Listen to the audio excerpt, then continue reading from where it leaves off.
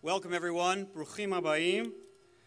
It's wonderful to see everybody here as we celebrate the 237th birthday of the United States of America. Julie and I are so grateful for the presence of so many dear friends and special guests tonight. I want to extend a special welcome to President Peres and to Prime Minister Netanyahu and his wife Sarah and their son Yair.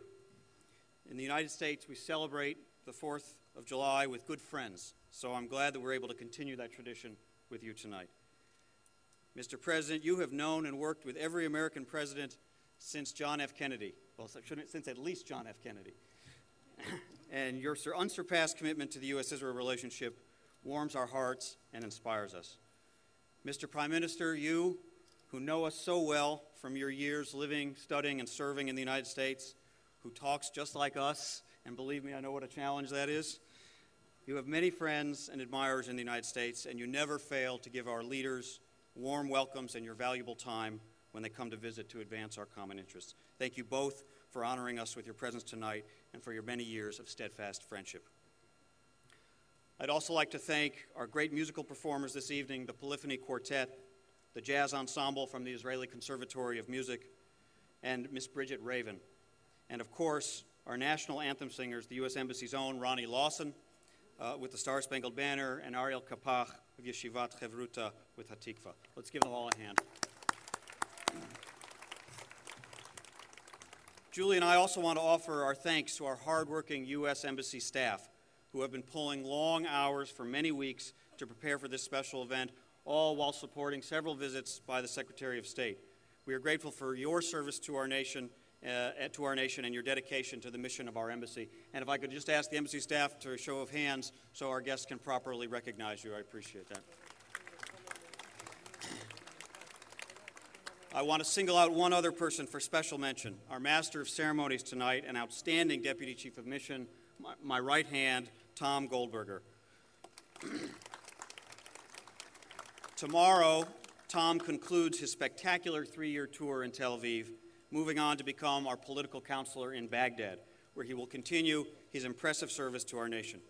Julie and I wish Tom and his wonderful wife Eden and their daughters Hannah and Emily all the best in the future. I hope everyone's having a good time tonight and enjoyed the great food and drinks provided by the many American companies represented here tonight. I thank each and every one of the American companies who are supporting our celebration. The success that these companies have had in Israel is a testament to the economic and commercial bonds that tie our two countries together and grow stronger each year.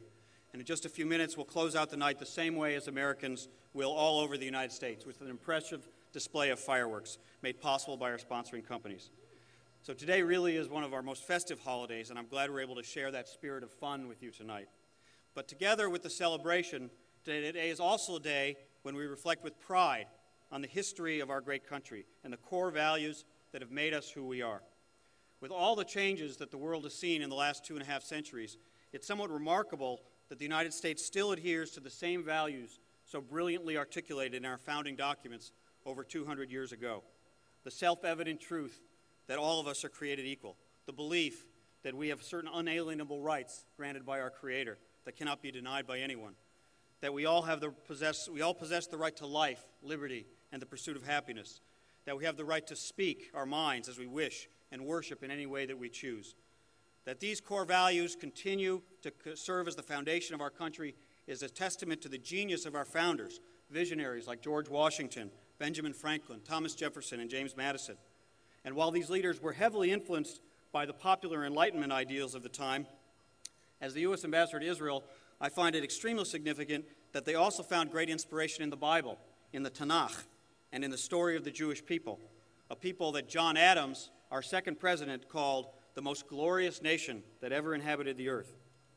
In the Israelites' exodus from slavery, our founders saw our own struggle for political and religious freedom.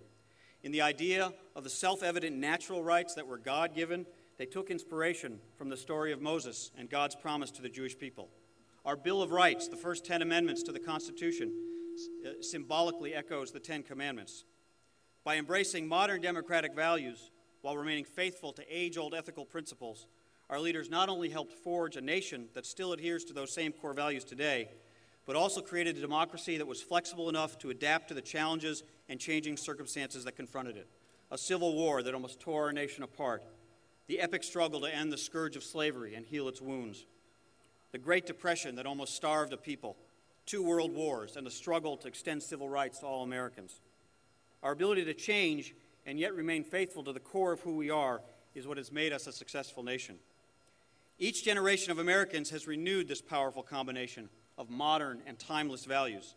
Slaves and their abolitionist allies who built the Underground Railroad to freedom echoed Moses' call, Shlach et ami, let my people go, and the biblical injunction, Ger lo telchatz, do not oppress the stranger in your midst. The heroes of our civil rights movement, led by Martin Luther King Jr., spoke of reaching a promised land of a world in which all would be judged not by the color of their skin, but by the content of their character. Advocates for women's suffrage, such as Elizabeth Cady Stanton, drew inspiration from the biblical teaching that we are all, women and men, created equal, because we are all created b'tselem Elohim, in the image of God, and we all possess the spark of the divine. Those who built the safety net designed to protect the most vulnerable members of our society from hunger and illness understood the biblical imperative not to abandon the widow and the orphan.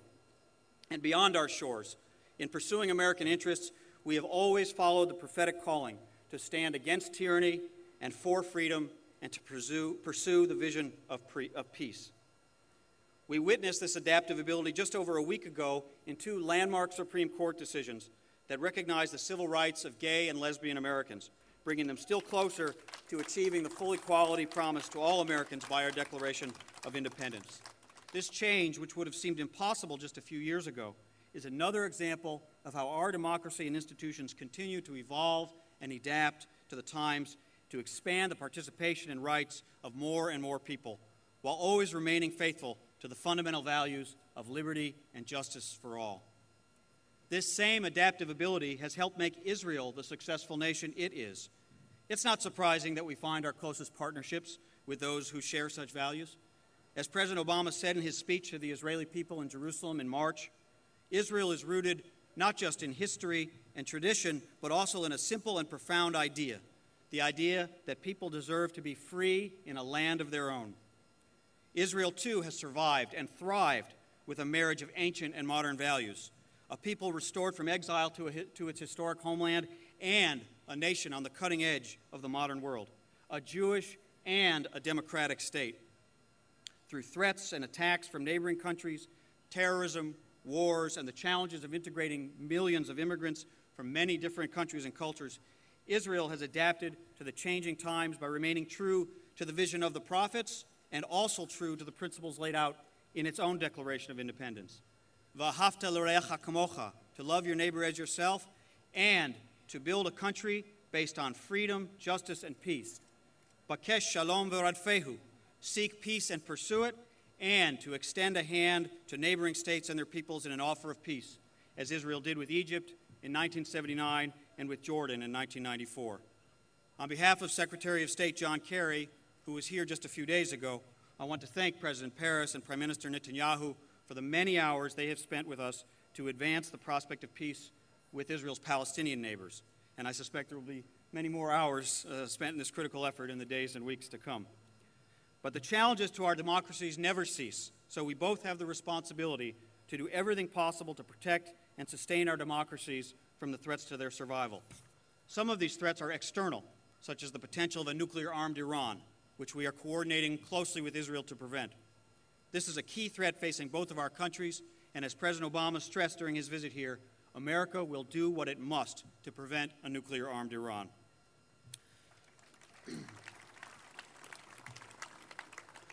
Together, we have responded to the most dynamic period of change and instability in the Middle East in modern memory by elevating our security cooperation to unprecedented levels.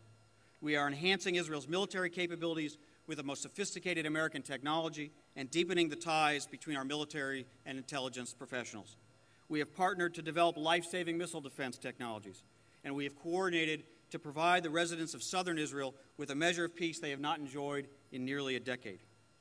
We share common internal challenges, too, such as the constant struggle to more fully live up to the shared values and ideas expressed in both our declarations of independence and in the ancient moral texts. We both take our inspiration from Deuteronomy's imperative to create a more just society, Tzedek, tzedek tirdof. Justice, justice shall you pursue. We know that democracy is not just a goal to be achieved, but something that must be constantly worked at and perfected to create more equality and guarantee more civil rights for all our citizens, in the words of our founders, to form a more perfect union. Even for the United States and Israel, two well-established democracies, this is a constant challenge and a goal that we must and will continue to work together to achieve. For as the sages teach, the work of tikkun olam, of repairing the world, is never complete.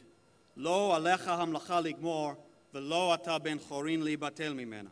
We are not obligated to complete the work, but neither are we free to refrain from it. During the past year, Julie and I have felt deeply and personally the close bonds between the American people and the Israeli people in our travels throughout the country and interacting with every sector of Israeli society: religious, secular, Haredi, Mizrahi, Ashkenazi, Ethiopian, Russian, Arab, Muslim, Christian, Bedouin, and Druze. Like the American people that we are privileged to represent, our hearts are warmed and our souls are inspired by the ever-deepening bonds between our peoples. This was brought home to us most of all by the warm reception and deep affection shown for President Obama during his historic visit last March. On behalf of the President, let me once again offer our profound thanks to the Israeli people.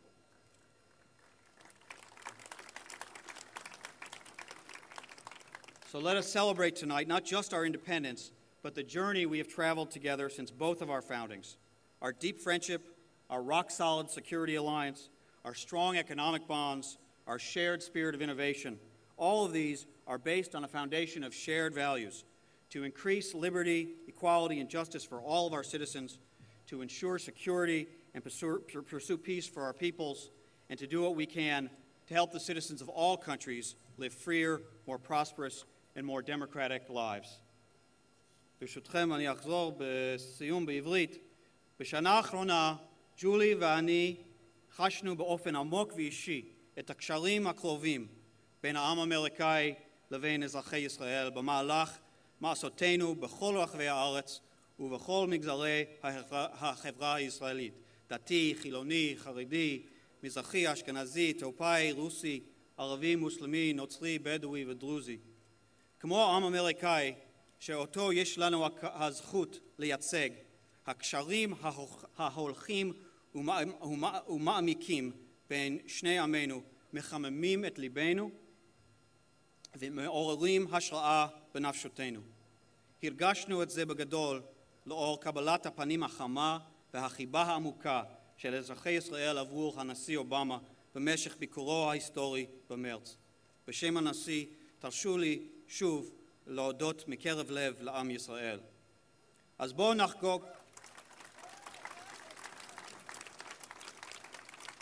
נחגוג הערב לא רק את העצמאות שלנו, אלא גם את המסע שלנו ביחד, מאז הקמות שתי מדינותינו. הידידות העמוקה שלנו, הברית הביטחונית האמיצה והבלתי שבירה שלנו, הקשרים הכלכליים החזקים שלנו, ורוח החדשנות המשותפת שלנו. כולם מבוססים על יסוד של ערכים משותפים, לחזק חירות, שוויון וצדק לכל אזרחינו, להבטיח ביטחון ולבקש שלום למען עמנו, ולעשות את כל שביכולותינו לעזור לאזרחים של כל הארצות לחיות חיים חופשיים, משגשגים ודמוקרטיים יותר. On behalf of President Obama, Secretary of State Kerry, the American people, and our entire embassy community, happy 4th of July and enjoy the fireworks.